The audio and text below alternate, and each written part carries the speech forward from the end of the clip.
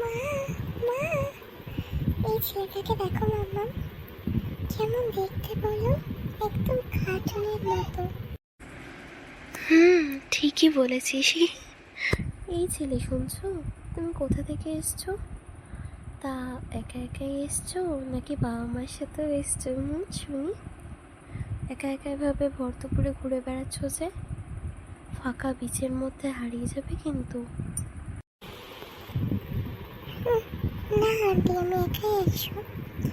আমার বাবা মা পাশে যে হোটেলটা আছে ওখানে এখন দুপুরবেলা ঘুমোচ্ছে জন্য আমি পালিয়ে চলে এসেছি। হ্যাঁ, মানে কি তুমি পালিয়ে চলে এসছো?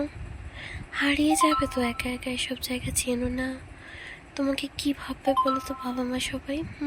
হঠাৎ করে ছেলেটা এভাবে বেরিয়ে গেলে হয়? মা, পালিয়ে এসছে কেন মা? ওকে কি ওর বাবা মা ভালোবাসে না বলো? কি হলো মা, বিষয়টা আমি তো বুঝলাম না।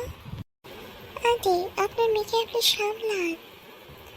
আপনার মেয়ে যে ছোট, কিছুই বোঝে না। আমি যেটা বলতে চাইছি ও তো বুঝতেই পারছে না।